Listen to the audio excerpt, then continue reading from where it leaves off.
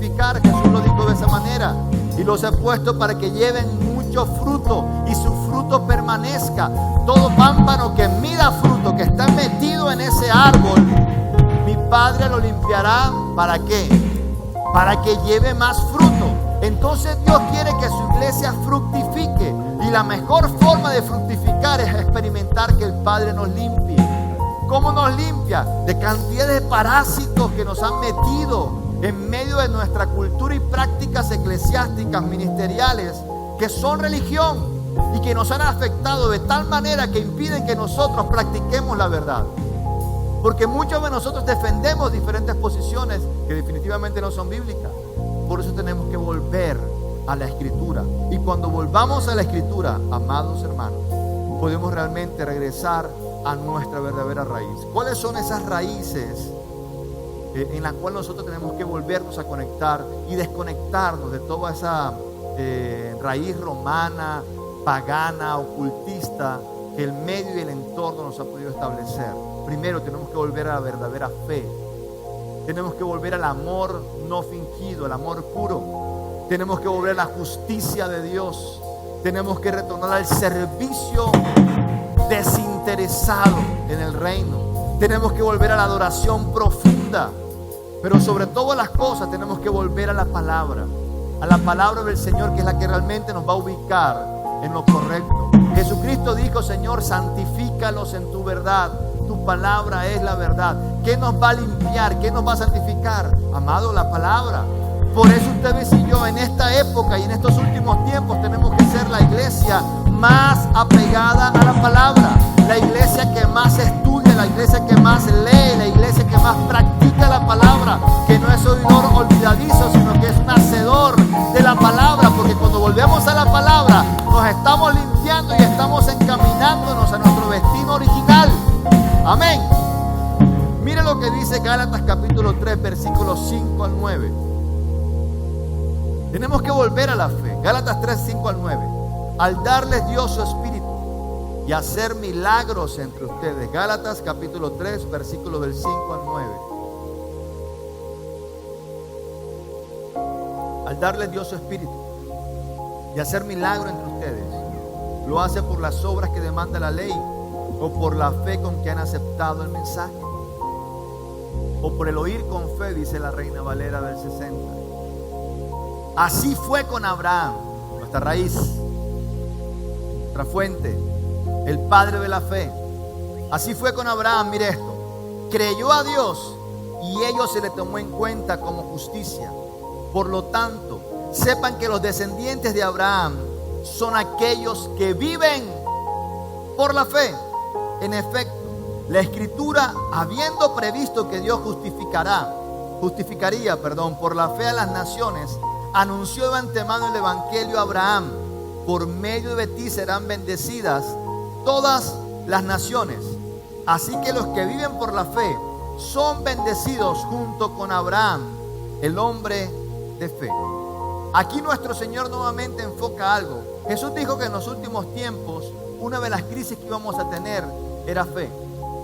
Y cuando venga el Hijo del Hombre, o sea, en su regreso, en el regreso de Yeshua, hallará fe en la tierra. Es decir, que lo que más está en riesgo en este momento, ¿qué es? La fe. Y entonces la Biblia dice: cuando el Espíritu Santo se mueve entre ustedes y hace maravillas, opera milagros, ¿por qué razón opera? ¿Cómo lo hace? ¿Cuál es el motivo por el cual el Espíritu Santo empieza a operar en una sanidad, en una liberación, en una revelación, en un don, en lo que sea? En que te abra los cielos, en que te dé una idea creativa, en una idea resolutiva, lo que sea. ¿Cómo lo hace? Porque tú haces una práctica religiosa o porque tú abres tus oídos a la fe. Ahora, la Escritura establece que la fe viene por el oír, y el oír la palabra de Dios. Entonces cuando yo quiero que el Espíritu Santo se mueva y opere sobrenaturalmente en mi vida, yo tengo que ser un hombre o una mujer de fe, que yo esté abriendo mis oídos a lo que Dios me quiera hablar, a lo que Dios me quiera decir. Por eso es tan trascendental que tú te congregues, que tú te conectes con tu casa, para que puedas escuchar la palabra del Señor, que es la que el Espíritu Santo va a utilizar para operar sobrenaturalmente a tu favor. Entonces tú escuchas una palabra, entra fe en tu vida y el Espíritu Santo cuenta con las herramientas adecuadas para poder operar sobrenaturalmente en tu vida. Ay, iglesia, Dios mío. Se requiere entonces fe, una fe que no sea falsa, una fe que sea genuina, una fe que de verdad provenga de la palabra de Dios, una fe que dice la Escritura en Hebreos capítulo 11 versículo 1, es pues la fe, la certeza de lo que se espera, la convicción de lo que no se ve. Necesitamos volver al verdadero concepto de la fe. El apóstol Pablo dice que hay una fe fingida o no sincera, como dice la Nueva Versión Internacional. Y es muy interesante que en las dos cartas de Timoteo, en el primer capítulo y en el mismo versículo, es donde el apóstol Pablo habla acerca de esa fe no fingida o esa fe sincera. Primero de Timoteo 1:5 y segundo de Timoteo 1:5 habla de esa fe sincera o esa fe no fingida. Quiere decir entonces que hay una fe que no es de verdad y hay una fe que sí es funcional y sí es real, y esa es la cual ustedes y yo tenemos que apuntarle. ¿Cómo sabemos que nuestra fe sí es funcional y es real? Porque proviene de la palabra, porque proviene del oír la palabra del Señor, porque proviene de algo que Dios te reveló y te mostró. Y no proviene de tu propio corazón, de una buena intención que tengas, de una actitud positiva frente a las demás cosas. Y eso está bien, tampoco vamos a tener una actitud amargada. Tenemos que tener tanto la actitud positiva, pero más allá de eso tenemos que tener fe y llenarnos de fe para poder operar de manera sobrenatural en esta tierra. Porque solamente los que viven por fe son hijos de Abraham. Son aquellos que caminan por fe, son aquellos que están conectados a la verdadera raíz para recibir el sustento que nos da, esa savia que nos nutre, nos alimenta y nos fortalece para dar fruto en esta tierra. Solamente a través de la verdadera fe, cuando es practicada, cuando es usada, es que nosotros podemos decir, estamos conectados a nuestra verdadera raíz. Cuando operamos realmente en fe, cuando tenemos una fe realmente que no es fingida. Dice 1 Timoteo 1:5, debes hacerlo así para que el amor brote de un corazón limpio, de una buena conciencia y de una fe sincera. Ahora, esa fe sincera o esa fe no fingida tiene una evidencia que la identifica.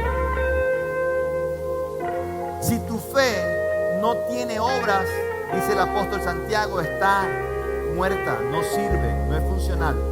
Entonces la fe tiene que tener una evidencia interna, entra por el oír, pero tiene que tener una evidencia externa. ¿Cómo la hablas? ¿Cómo la practicas? ¿Cómo la traes de lo eterno a lo temporal? De lo inmaterial a lo material, del plano de lo sobrenatural al plano de lo natural. Y es hablándola, porque dice en la Escritura lo siguiente, Hebreos capítulo 11 versículo del 1 al 3, mire esto. Ahora bien, la fe es la garantía de lo que se espera, la certeza de lo que no se ve. Gracias a ella fueron aprobados los antiguos. Por la fe entendemos que el universo fue formado, mire esto, por la palabra de Dios. De modo que lo visible no provino de lo que se ve. Lo que se ve provino de lo que no se veía, dice la Reina Valera. Ahora vaya conmigo a Romanos capítulo 4 versículo 17.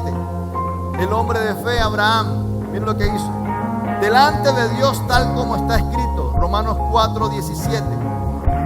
Te he hecho padre de muchas naciones. Así Abraham creyó en el Dios que da vida a los muertos y que llama las cosas que no son como si ya existieran. En el mismo texto de Hebreos 11 usted va a encontrar a Moisés que dice y se sostuvo viendo el invisible. Entonces nuestra fe tiene que ser usada, practicada y tener una evidencia para poderla determinar como una fe que no es fingida. ¿Cómo sabemos que nuestra fe no es fingida? Cuando entra por una palabra de Dios y esa palabra de Dios te da el acceso al invisible de lo que ya existe pero que aún no se ha manifestado en este plano natural. Lo que ya es en la eternidad pero que Dios necesita que tú lo hables, que tú lo confieses y que tú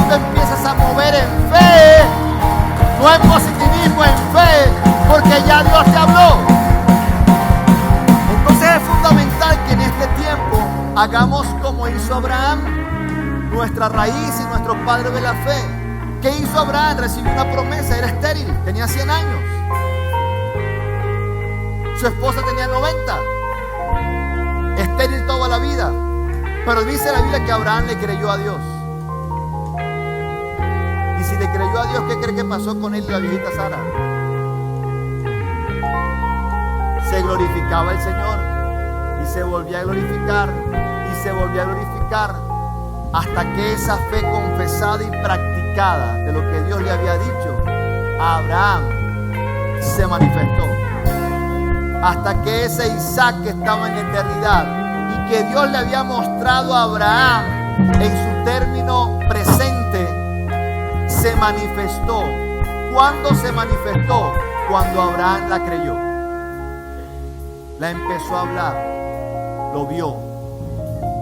Ninguna promesa se hace realidad si primero no la ves y la traes a tu plan. Y eso me doy cuenta que la iglesia lo está sufriendo hoy en día. ¿Por qué? Porque se han desconectado de la palabra. Y hay una conexión muy vasta en medio de los sistemas de este mundo. Hay una conexión con los medios de comunicación más que con la palabra. Y los medios de comunicación también te están creando imágenes con palabras. Los medios de comunicación y todo el terrorismo mediático te están creando realidades que tú vienes a manifestar porque también las crees. Y tú y yo tenemos que aprender a dejar de oír tanto lo que el mundo habla y empezar a oír más lo que Dios habla. ¿Qué está diciendo el mundo? Mírame esto. ¿Qué está diciendo el mundo y el sistema? Muerte, pérdida y crisis.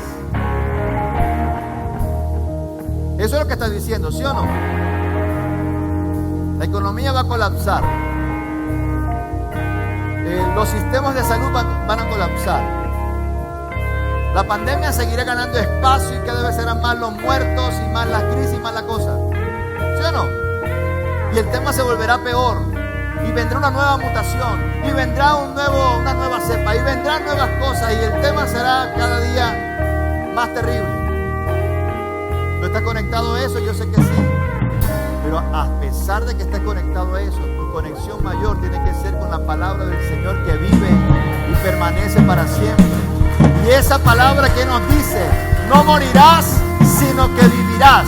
Esa palabra que nos dice, yo voy a prosperar todo lo que toque la mano de tus pies, todo lo que emprendas será bendito y prosperado. ¿Qué es lo que dice la palabra del Señor? Yo te he puesto para que fructifiques. Caerán a tu diestra 1000, a tu siniestra 10.000, pero a ti no te pasará nada. ¿Qué es lo que dice la palabra? Irás de gloria a una nueva gloria. Te moverás de fe a una nueva dimensión de fe. El propósito que tengo contigo, no te soltaré hasta que haya hecho todo lo que te he prometido. La palabra del Señor me indica a mí algo diferente a lo que el mundo me está hablando. Y tú tienes que elegir a quién le vas a creer. Si el autor de toda la creación y de todo el destino, el que lo ha profetizado desde el principio y el que tú y yo ya sabemos el final, o no sabemos el final, ¿sabemos el final o no lo sabemos? ¿Y cómo estamos en el final? Gloriosos, resplandeciendo como luminares en el firmamento. ¿Cómo estamos? Con nuestro Señor en victoria, en gloria. No hay escasez, no hay ruina, no hay enfermedad, no hay dolor. ¿A quién le vas a creer? Al mundo, al diablo que te dice, vas a perder, van a cerrar tu negocio, no vas a poder prosperar, tus hijos se van a perder en las drogas, no van a poder estudiar, serán estúpidos constantes. No. O le vamos a creer al Señor que dice, mi casa y yo serviremos al Señor, viviremos cada día mejor, nos expanderemos, las cortinas de nuestra habitación se van a ensanchar, cada vez tendremos mayores oportunidades. ¡Ay, iglesia!